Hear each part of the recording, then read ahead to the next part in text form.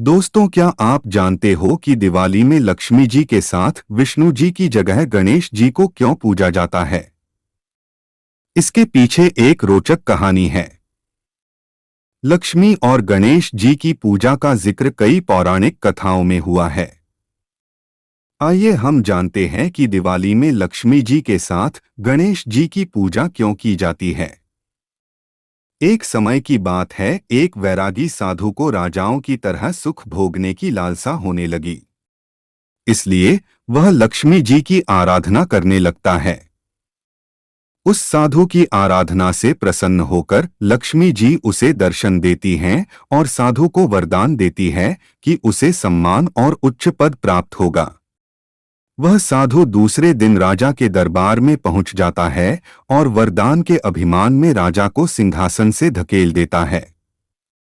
साधु का राजा के साथ ऐसा व्यवहार देखकर उनके सिपाही साधु को पकड़ने के लिए उसकी तरफ दौड़ते हैं, लेकिन तभी राजा के मुकुट से एक काला नाग निकल आता है। यह देखकर सभी चौंक जाते हैं और सभी उस साधु को ज्ञानी संत और चमत्कारी समझने लगते हैं। वहां दरबार में मौजूद सभी उस साधु की जय जयकार करने लगते हैं। राजा भी साधु से खुश होकर उसे अपना मंत्री बन देता है। साधु के मंत्री बनने पर राजा उसे निवास के लिए एक महल देता है, जहां वह शान के साथ रहने लगता है। कुछ समय बाद एक दिन साधु राजा के हाथ पकड़कर उसे दरबार से खींचते हुए बाहर ले जाता है। यह देखकर उसके दरबारी भी पीछे पीछे भागने लगते हैं। सभी के दरबार से बाहर निकलते ही भूकंप आता है, जिसमें महल खंडहर बन जाता है। सबको लगता है कि साधु ने उनकी जान बचाई। इससे साधु का सम्मान और बढ़ जाता है। यह देखकर साधु में घमंड की भावना जागृत हो जाती है। इसके कुछ दिनों के बाद एक सुबह साधु राजमहल में घूम रहा होता है। तभी उसकी नजर गणेश जी की मूर्ति पर पड़ती है। साधु को वह प्रतिमा अच्छी नहीं लगती, तो वह उसे हटवा देता है।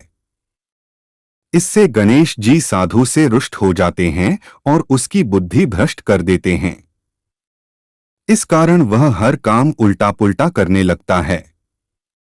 इससे राजा साधु से क्रोधित होकर उसे कैदखाने में डलवा देता है। साधु कैदखाने में ही फिर से लक्ष्मी जी की पूजा आराधना करने लगता है।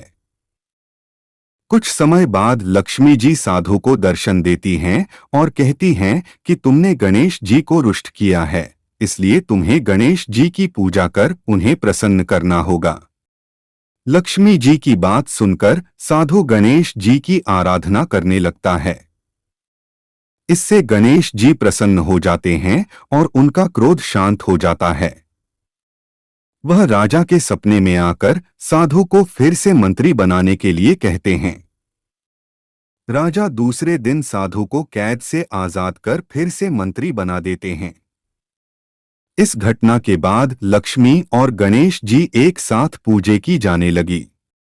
लक्ष्मी जी धन की देवी है, तो गणेश जी को बुद्धि को संयम में रखने वाला माना गया है। वैसे कहा भी गया है कि एक संपन्न जीवन के लिए धन और बुद्धि दोनों जरूरी होते हैं। इसलिए लक्ष्मी जी और गणेश जी की पूजा साथ में की जाती है।